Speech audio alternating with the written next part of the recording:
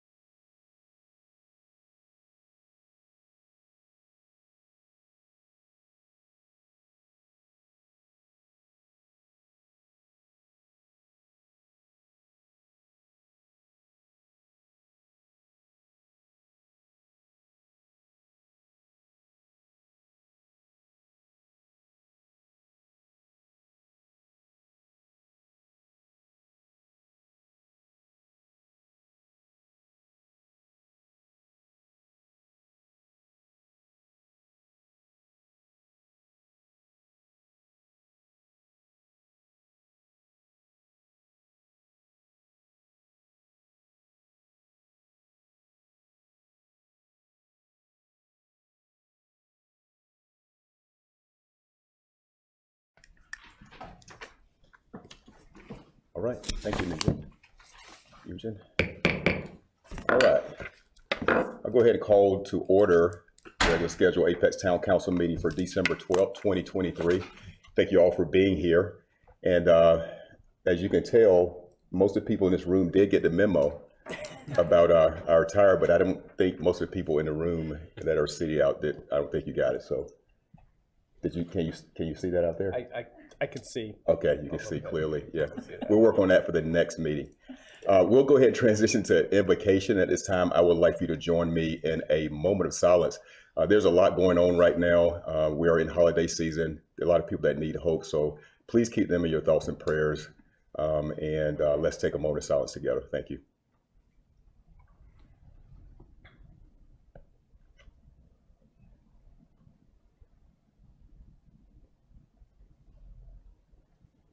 Thank you. If you are able, please stand and join us for the Pledge of Allegiance. I pledge allegiance to the flag of the United States of America and to the republic for which it stands, one nation, under God, indivisible, with liberty and justice for all. All right, thank you so much. We'll move now into the consent agenda. All consent agenda items are considered routine to be enacted by one motion with the adoption of the consent agenda and without discussion. If a council member requests discussion of an item, the item may be removed from the consent agenda and considered separately. Colleagues, you have the consent agenda in front of you. Are there any recommended changes? If not, is there a motion to approve? Motion to approve. Motion to approve, Mayor Pro Tem. Second. Second, Council Member Killingsworth. All in favor, say aye. Aye. Opposed? All right, motion carries unanimously. We move now to presentations, and we have the superstar here, Sierra Green, Executive Director from Western Wake Crisis Ministries. We're glad you're here this evening. We've been trying to get you here, so you're here. All right. Thank you, sir. Thanks for being here. Absolutely. Thank you.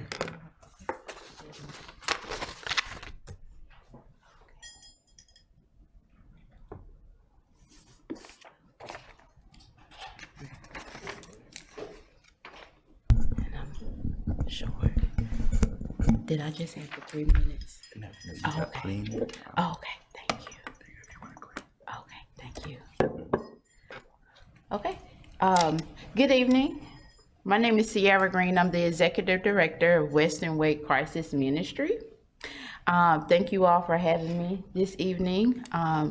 So I will actually just go, for the sake of time, right into our presentation. Western Wake is a small nonprofit here. We're located right off of Olive Chapel Road. We provide utility, financial assistance, and food assistance to our community. So our mission at Western Wake is building a brighter future for all by cultivating a healthy, hunger-free, and housing-stable community. Our vision, a brighter future for all by cultivating a healthy, hunger-free, housing-stable community. Our mission is partnering with those in crisis, helping them gain stability through basic supports for food, financial, housing assistance, education, and opportunity. Our values are compassion, community, equity, optimism, relationship, vision, and impact.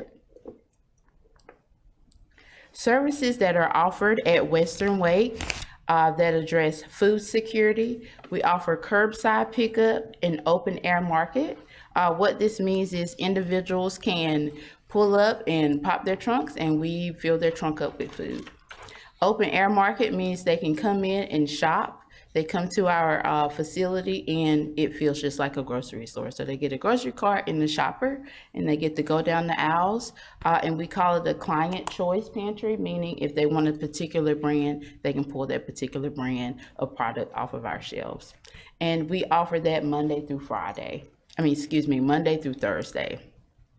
We also have Saturday distribution, in which we provide that once a month. And this allows for families that can't utilize our services during the week, can come in on Saturdays and shop.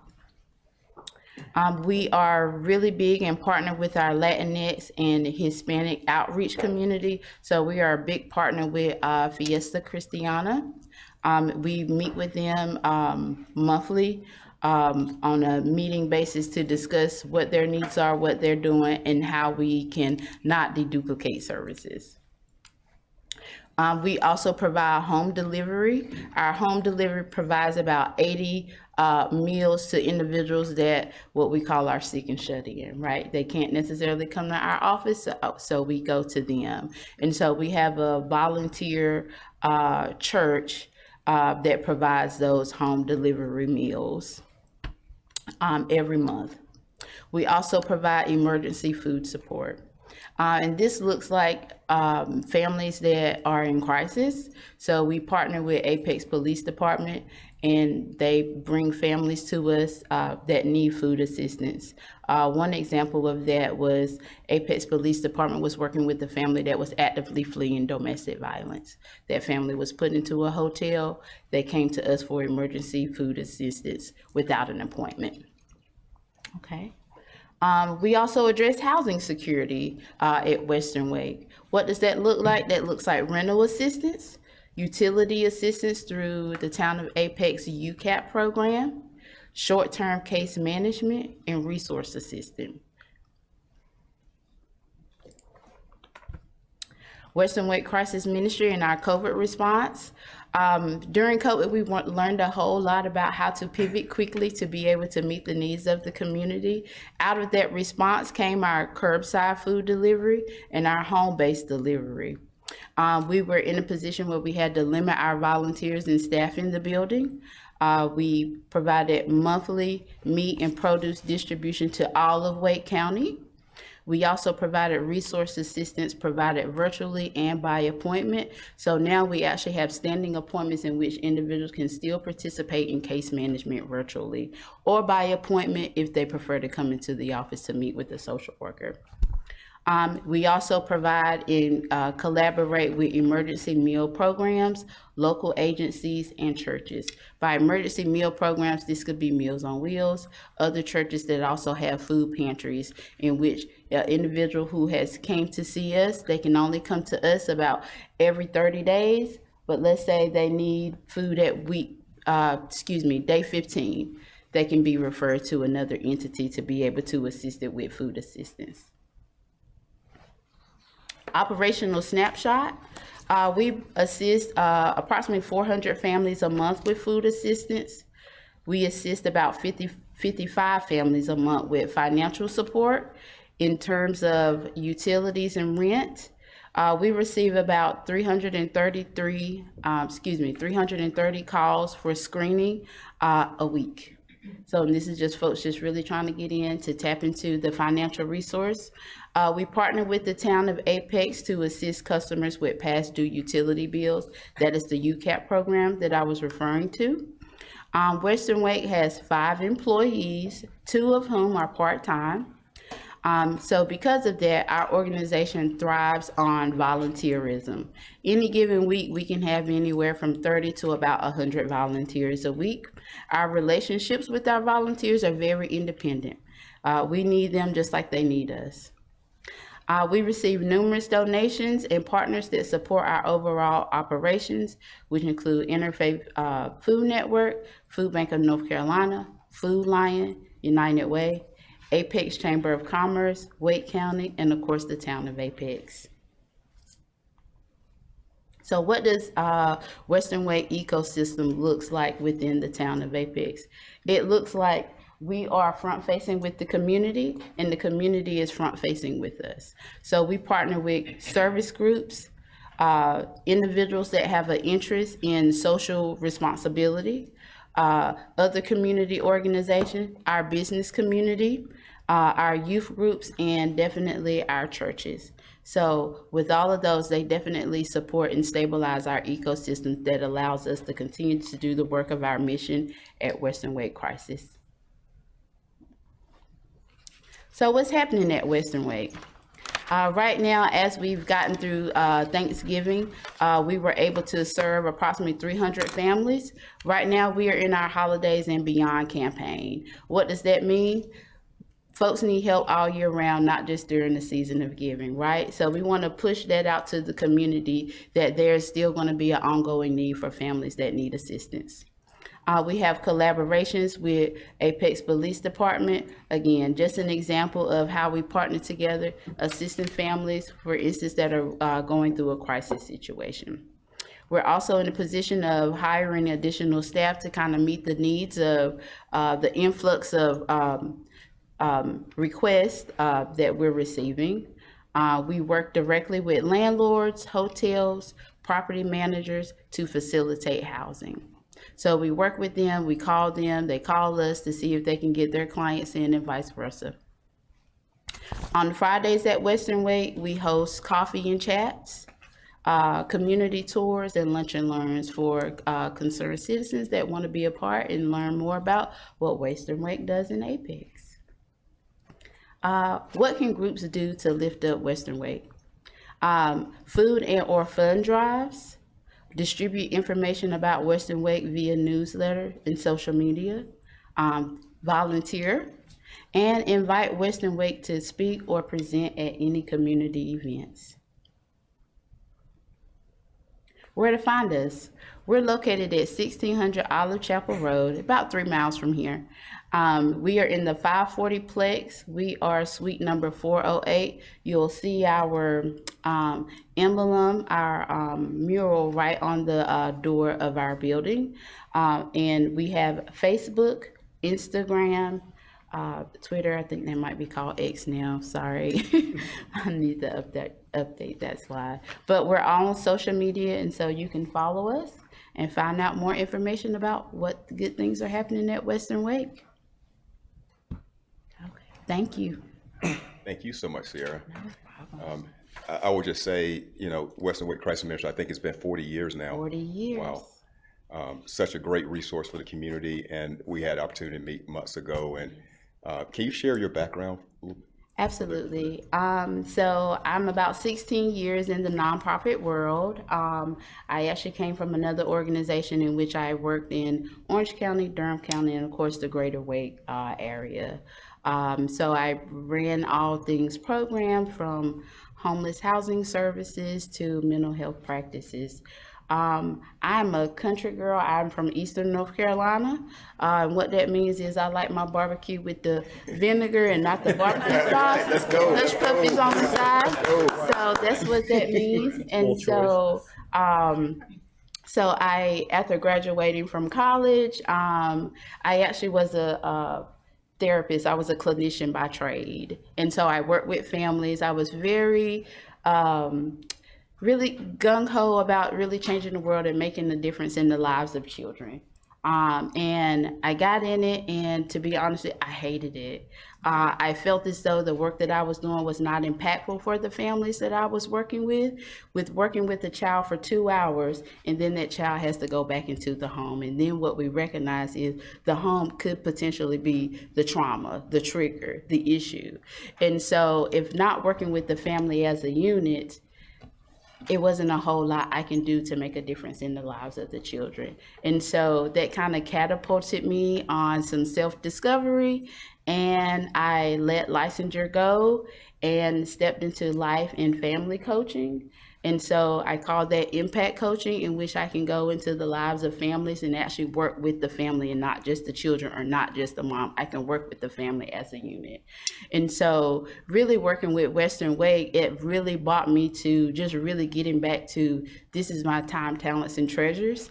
And really being able to pour into the families in a way that's impactful for our community. So I'm blessed to be here. I'm blessed for the opportunity to serve this community. I tell people I am a leader's leader. I have a great staff. Although we're small, we are mighty, I say. But it is a pleasure to be here and to serve this community. I was sharing with Alan, I'm actually trying to relocate here. I currently live in Durham, and I drive here every day. Not that it's a horrible drive, but I drive here every day to really be in this position to serve. This is an awesome community. My welcome being here has been phenomenal. Just the outpour of support and generous donations has really been emotionally overwhelming. I've never been in a community that the community supports the community. So our tagline of at Western Wake is neighbors helping neighbors. This community is a complete demonstration of that. So having had been in other communities, it's completely different. Thank you. Thank you. You're a blessing to the community. Thank you so much. We got Can I ask you a question? Yes. Actually, first a comment. We checked out your website and we brought you a couple of donations, Okay. From us Thank you. collectively. Mayor Pro Tem Gray will help you carry to your car later. So one question though. So how would you describe the overall health of Western Wake in terms of like the donations that you receive versus meeting the demand of the community, right? Are you okay? Are you kind of balancing out the demand with the supply that you can give, or is there more demand than what you're getting in terms of donations today? Okay, so, and that makes me so my first day was September 18th. And so I ended up stepping into this position at the latter part of the year.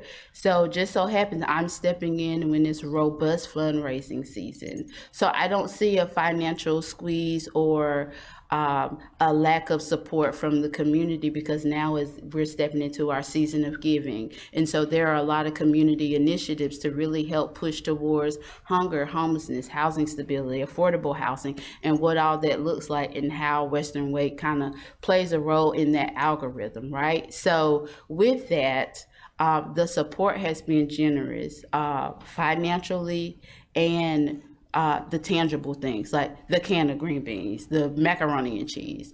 And so just the outpour of that has been good. Now, what I would like to get upstream on is our holidays and beyond. Being in the nonprofit world, it revs up, and then we experience something that's called donor fatigue, right? In which donors tend to not support or, write that check in months where there's not a big initiative. So I have not experienced that yet, but just my work experience with other nonprofits, that is typically a trend that we see. Right. And the reason I'm asking that question is I was talking to one of your volunteers recently who said that the pantry looked kind of empty compared to previous years, right? And so I'm just wondering if that donor fatigue has set in a little bit early this year, or whether it kind of picked up after I had that conversation. Maybe public service announcement for the people watching this at home. Please make your donations. Yeah. Right. So just want to make sure. I was trying to gauge where where you guys are. Absolutely. So, thank you. good stuff. Anybody else? Thank you so much for the hard work that you're doing. I mean, it means a lot to the community because, as you said, we're neighbors helping neighbor, and this is this is the embodiment of what it's like to be a member of this peak community. So that's why we as a council came up with these things, because we want to show the community we've got skin in the game and hopefully be able to help kick off this beyond the holidays, because the need doesn't end on January 1st or even back past then. Exactly. All right, thank you. We're here. Thank you so much. Thank you. All right. Thank you so much for your support and your time. That concludes presentations. We'll go ahead and set the regular meeting agenda. It's a big agenda. I really want to move things around. All right, is there a motion? Motion to approve? All right. Second. Second, all in favor say aye. Aye. Opposed, motion carries unanimously. We move now to public forum.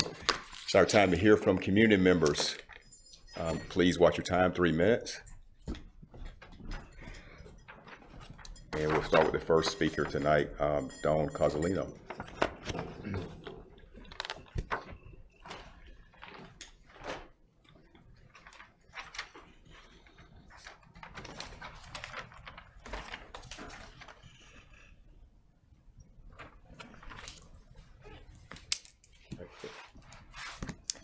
Dawn Cozzolino, 3632 Bosco Road.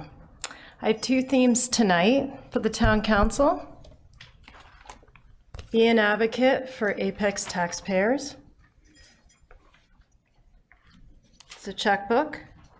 They've trusted you with fiscal responsibility to make planning choices that are the least expensive, least costly, and provide the best benefit to the people, community, and the least impact to the environment.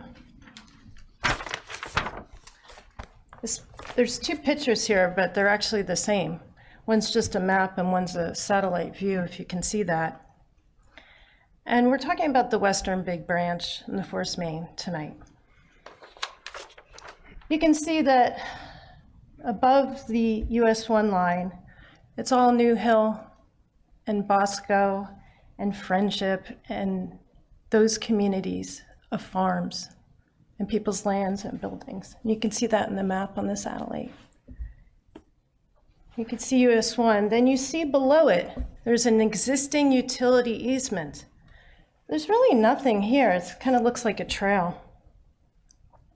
It's already an easement for electric. It's already cleared. There's no trees in the way. It's just little grass. And the cost would be minimal for choosing that for upfront cost and the maintenance cost ongoing than looking at doing a project with eminent domain in the New Hill Friendship community. The next theme is be an environmental exponent. This is where you can really invest in a win-win situation.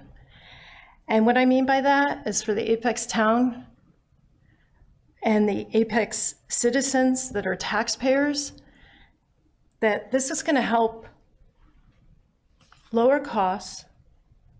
It's going to also help in protecting our environment, our tree canopy, lowering our urban heat island, all the things that are so detrimental and so confusing in this time with climate change.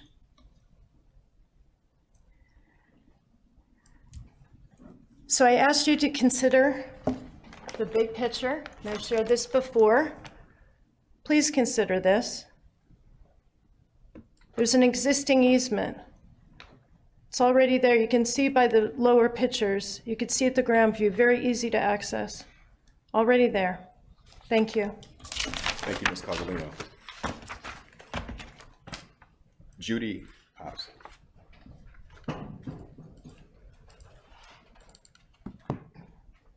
Hi, I'm Judy Ice, and I live at 3413 Pleasant Plains Road. My father, Willard Pleasant, bought the farm that is now Pleasant Park in 1967. I was a teenager then, and although our family lived in Raleigh, I loved my parents' rural roots and my father and grandfather's love of the land. And I loved the Apex farm we affectionately called the 100-Acre Wood, after Winnie the Pooh stories, because much of it was woodland. In the early 80s, my sister and her husband renovated the old farmhouse, and I followed them by building my little house in the woods in 1983, thus putting down my own rural roots. But with all the development and 540, my sister and brother-in-law decided they just couldn't stay here anymore, so that left me to fend off developers and make Pleasant Park happen.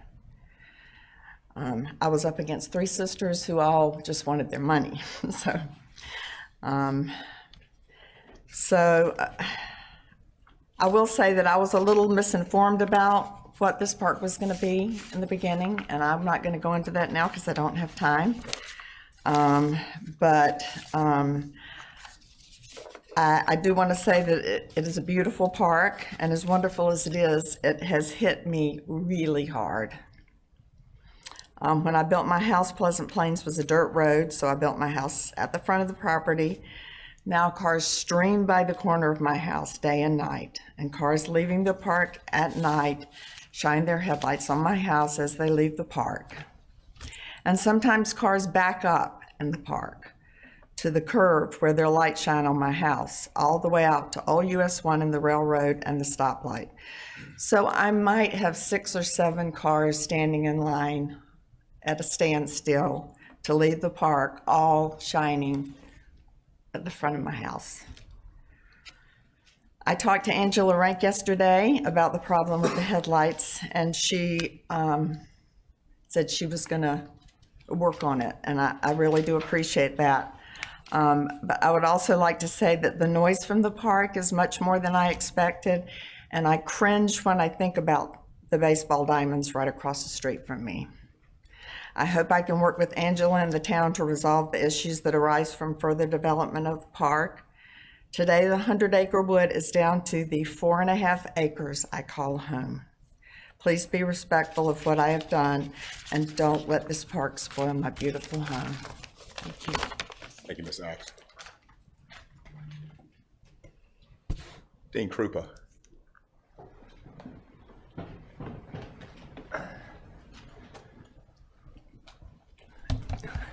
Good evening. Dean Krupa, 2001 Simcoe Court. I didn't get the memo on holiday sweater night. I apologize for that. I'd like to continue the theme of speaking about trees. Recently in my neighborhood, I drive up Olive Chapel Road and there was a large tree removal happening right before me. I guess it was a 55 and over community being put in there, but those trees were right against the sidewalk, and it was just sickening to drive through that and see all the sawdust and the construction vehicles, just like that, mature trees just going down. And it was just, my heart sunk. I went on social media, and there was a lot of comments about it, and it's too bad that those folks can't come here and voice their sorrow over that incident. It's happening all over my neighborhood. There's 3 big developments going on right now. So a few months ago, we had the tree canopy study, which was very informing. There was some great conversation around that. I really liked the questions by the council on that study. And, you know, it was disappointing that Apex was #1 in tree loss. Over the 10-year study period, we lost 23% of our canopy and almost 2,200 acres. So, you know, the study had some good recommendations as far as strengthening the ordinances, preventing the mass tree cutting, which I know is an idea that was bandied about here, but also replanting perhaps on sidewalks, schools, HOAs, freeways, parks. So that is something. Oh, and also, how do we better account for developers doing this removal and then making sure they're staying within the ordinance, the RCA ordinance? So I'm working with a group to become more active and vocal with the town council. We're trying to get them mobilized, the citizens from social media into this forum. We just got engaged with a tree citizen advisory panel, and we look forward to getting more engaged with this council and the staff. But I encourage us not to just have these 3-minute dialogues and have a back and forth conversation at town hall, some type of community outreach. And I watched the acceptance speeches of the candidates, Mayor Gilbert, yours. I especially liked when you said we need to work together. On this issue specifically, we need to work together. So I'll end there. I look forward to working with all of you. Thank you. Thank you, Mr. Krupa. Coming in. Elizabeth Stitt.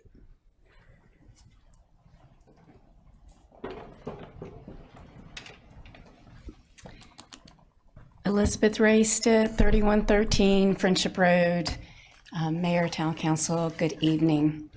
So I have been coming to these meetings now for 20 months, talking about all kinds of concerns for my community, but always circling back to why the big branch force main should not be on our side of US 1. But I've been holding back on one of the reasons because I always end up in tears, but we're going to go there tonight. So you may have to bear with me for a few moments while I gather myself at certain points. If you're lucky enough to get to my age, where I've outlived my father and many of the people in my family, you start realizing that money isn't everything. I've held on to my property for 32 years, and I could have timbered my trees twice the time that I've been there, but I haven't, because sometimes things are more important than money. Some things cannot be replaced. Once it's gone, it's gone. The portion of my property that you want to take has been frozen in time. I don't talk about it much because this is where I am going to get very upset. This small little 5-acre tract has been landlocked for 6 decades. You don't know what my struggles were to eventually get it. You don't know how beautiful and gorgeous it is because you haven't walked down there. Not only has it been landlocked for 7 decades, there's never been a timber deed on it, so I suspect it's never been logged. On it, there are massive trees that are 8, 9, and 10 feet in diameter. When you calculate the age of these trees,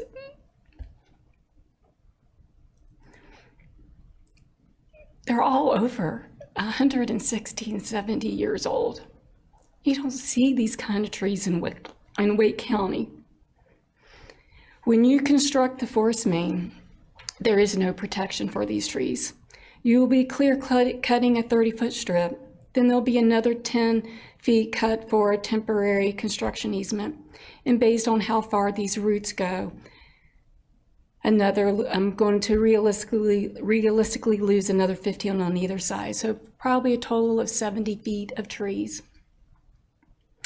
I am losing hundreds of mature trees in that 70 feet, but the number of these massive trees I'm losing is something that keeps me awake at night.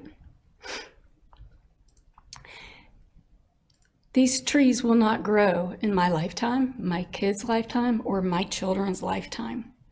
And it feels so incredibly unjust where I can stand and look across the highway and see trees that are only 20, 30 years that have volunteered itself. The town preserves historical homes. You preserve the town's history. The town's been around for 150 years, but there is nothing to preserve these trees. I don't know how we can call this the peak of good living and destroy something that will never come back. Never.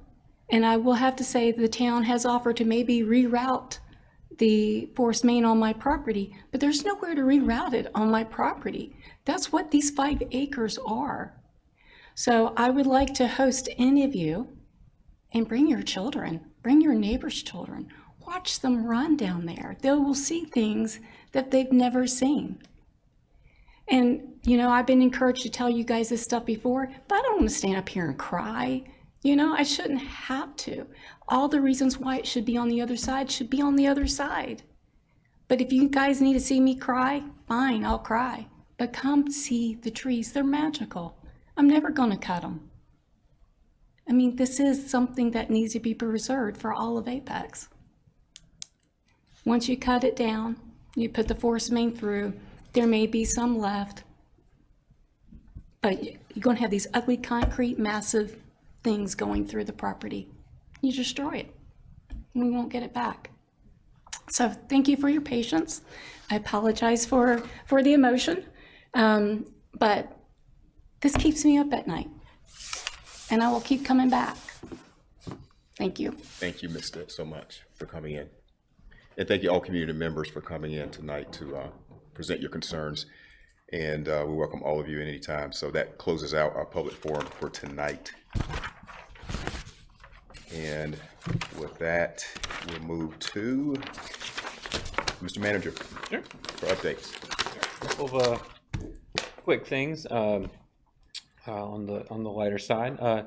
So last week we held our employee awards ceremony and our public safety awards. I just want to thank everybody for their support in that of town staff and the work they do. There was lots of well-deserved and great recognition, but I want to give a special shout out to Karen Cox, who was the 2023 recipient of the Apex Employee of the Year Award. So if you see Karen around, she does a lot of communications work, so you usually run into her. Just make sure you congratulate her. Also earlier today, the Apex Police Department's children's book was featured on Good Morning America. As far as our community outreach, community connections, you can see the clip on ABC 11 if you missed it. So just want to point that out. Some good news there. Something else that'll be coming soon is a way for us to share and highlight the many cultural events that we have. Lisa Roschke from Parks and Rec and Celeste Sheriff from our Diversity, Equity, and Inclusion departments will be hosting a newscast-style sneak peek into our events as a way to promote those events, but also share educational points of those events and just information about attending. So be on the lookout for that soon. That'll come through our different newsletters as well as online. And then last but not least, the budget survey is up and online. The link is from right on our landing page on our website. This is from a high level to help residents help us prioritize at that high level the types of the categories of things that are most important to them. So, and that's all I have to share at this point. Hope everybody has a wonderful holiday season and Merry Christmas and Happy New Year. Thank you so much, Mr. Purvis. Same to you. All right, that is the last item on the agenda. Any comments from council? Merry Christmas. Merry Enjoy the holidays, everyone. Yeah, absolutely. Well, Mayor, can I mention, there was a bit yesterday that you spoke at about the S-Line funding the train, the Raleigh to Richmond part of the train, which I think is not really part of Apex, but it will help Apex further our commuter rail goals. And I thought you did a great job. Oh, thank you so speaking much. right before or after the mayor of Raleigh and before one of the Congress people. So it was impressive. Yeah, thank you so much. It was good to be there with Governor Cooper and Secretary Pete to provide that big news. I think that's really historic for our region, and it moves us forward. We're all on board here in Apex. I wanted that message to come through. Thank you, Mr. Purvis, for giving me some other information to present in my remarks. So it was a good time. A lot of people there. So growing up here, I would have never thought passenger rail would be considered in Apex, North Carolina, but we need it. So good deal. And thank you for your work over the years. I know this is something you've championed for many years, so thank you. I am passionate about it, but I feel like it's the passion shared amongst everybody on this council and staff. Thank you. All right, anyone else? Can we prolong the meeting one more minute, or you want me to go ahead and close it out? I'll close it out. All right. Thank you to Eugen for the IT and broadcast, and Corporal Short. Thank you for being here, providing your service tonight with the Apex Police Department. With that, meeting's adjourned.